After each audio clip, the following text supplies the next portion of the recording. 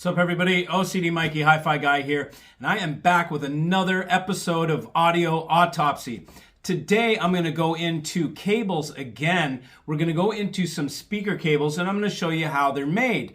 Not only am I going to show you how they're made, I'm going to dissect the whole build for you. So if you'd like to, you can build these on your own. They're that simple. Okay, so let's proceed. Now, I wanted to let you know before I get into this, I'm not dissing this brand. I do not know the owner. I've never met him. He could be a totally great guy. He could be an ass. I really don't know. I'm assuming the guy's a great guy. I'm assuming the company was great. I don't think it's in business anymore. Maybe it is. I don't know. These cables are about 20 years old, but I want to show you what was being made 20 years old, and we can compare it to what's being made today. So in the end, you can see how similar and how regurgitated a lot of this stuff is. And so you can make up a decision for yourself. Is it worth a premium, or is this the same old shit that they've been doing in the audio industry for the last 30 years? Okay? And so I'm just going to show you this with a little example. What we're going to use here is the Bogdan audio cables. As you can see right here, the Bogdan audio cables, are you getting this? You can see the Bogdan audio cables. It has a very nice kind of padded, bag with a handle on the top. They're pretty heavy, so it's kind of looks nice. It's nice packaging, and as always, you want to, it's not embroidered, it's printed. But as always, if you're going to have a premium cable, you want to have premium packaging. So we go ahead and we unzip this, okay? And what do we get inside? Okay, we get a pair of cables. They are purple, however, and I thought maybe the blue, maybe they couldn't get the bag in purple. But if I was doing this, I'd have either a purple bag or I'd use blue on this so it matches. But hey, that's just me. Okay, so what we've got is a big cable. This is called a Bogdan Audio Eximus SC, made in USA. Eximus SC. So I don't know what SC stands for. These look like silver cables. Maybe that's it. SC silver cable. They're pretty heavy. They're big and fat, as you can see. It's like holding a something or other. But anyways, they're pretty formidable, pretty heavy, and pretty stout. So they feel pretty cool, and they're pretty flexible too in a couple directions. But all in all, they're pretty flexible. Okay. Now we've got one that I've sort of taken the liberty to pull apart a little bit so you guys can see. What we've got here is, come close. I'll show you in here. What do you see there? Those are two 18-gauge solid silver conductors. Now, I'm presuming they're solid silver for the sake of giving this the benefit of the doubt. They could be silver-plated copper, but I'm assuming that they're silver, pure silver.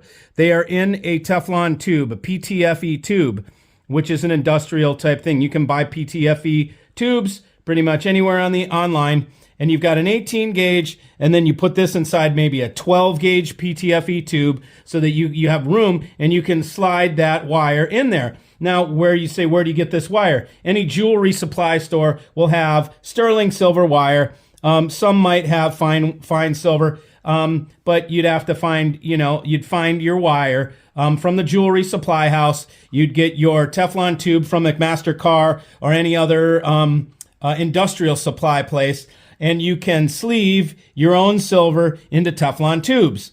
Now, what he did to further enhance this is he took a rubber tube. Okay, we've got right here, which is probably, neoprene rubber. It's a pretty pliant rubber that's very flexible. He took a rubber garden hose, essentially. These can be used in the fluidics industry. So if you look in our industry under fluid transfer, you're going to find something like this. Like it's usually used in the food industry for maybe soda or liquid transfer for in the food industry usually. And inside there, you can see there's a cork with a hole in the middle. These corks are used in chemistry. They have a little pipette that usually goes in there. They put them on in an Erlenmeyer flask or something, and that tube goes down in so you can do distillation or whatever you do. But these are commonly found too. They are, I don't know what the actual name is, but it's a rubber cork or a rubber stopper with a hole down the middle. Okay, that allows these two Teflon tubes to come out with their silver counterparts.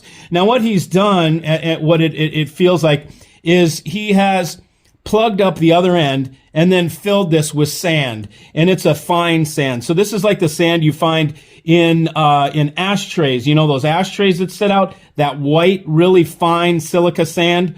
You can find that in industrial supply place. I don't know what it's called, probably called silicon sand or something like that. And you plug up one end with your cork. You put silicone sealer, which is what this is. You squirt it on there and rub it off with your finger, whatever. Let it dry, plug up one end, fill the other end with sand so it comes all the way up until you got sand on the other end. Put the other plug in with, of course, the wires through there. Seal it up with your silicone, and then take it and put this rubber heat shrink down on it, okay? And then you pull this heat shrink down, okay? And you've got, now you can see what he did up here. And I can reconstruct this for the customer that sent these to me for the purpose of showing you guys. Now they split off, and he uses, here's the same type of tube that the big one is, just much smaller. This is maybe a, 1/4 inch diameter, and he just makes it fat. Okay, so by putting it inside here, it just appears more fat, so it looks more substantial. So you can charge $2,500, which is what I believe this 8-foot pair was $2,500 at the time, 20 years ago. Right now, if we adjust for inflation, that's $4,000. Okay, so the stuff probably sounds good, but you could do this yourself. There's really no innovation to this. He's taking the trouble out of it for you, so you don't have to do it yourself, but you can kind of value how much you think that's worth. Now, on the end, we get to these BFA connectors. I can pull this off. It's also silicone sealed right here. But if I were to take this off, we will be able to see where that silver inside there is soldered into this cup. And then he puts this heat shrink on. I normally, when I do something like this, I use adhesive lined heat shrink. So you can't pull it off like this. But he just used regular 2-to-1 heat shrink, which isn't, it comes off. It's kind of cheesy. Adhesive lined is much better because it doesn't slide off like this. So that's it. That's all there is to these. It's a very simple build. It's very simple to see what's in here. Do you think it's worth $4,000? That's up to you. It depends how much time you have on your hand if you want to go source the materials and build them yourself. But this is a pretty simple, easy build to reverse engineer. There's nothing really groundbreaking about it.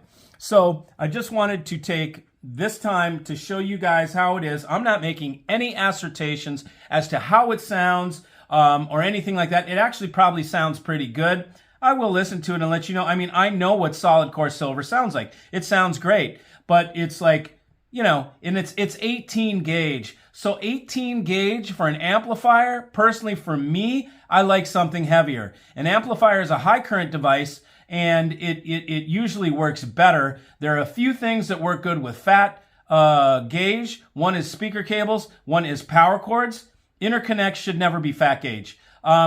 There's certain things that are good fat, other things that are not good fat. And the things that are good heavy gauge are speaker cables and power cords. So this one, personally, for my design, I would think this is a little underbuilt for Mikey design. I would have probably put 3 of these 18s on each end and then twisted them together and soldered them into this banana. But hey, 18 will work, and it's still not bad. It's a solid core, and it's presumably pure silver. It could be sterling silver. A lot of these guys selling cables on eBay, on AudioGone or whatever, are just using sterling silver jeweler's wire and throwing it in a tube and calling it some magic thing. I know other people that take it and they double up, so they put 2 runs per side, and then they patent it and claim it's something magical, when AudioQuest has been doubling up conductors since the last 30 years. So anyways, that's how this stuff is made. This is how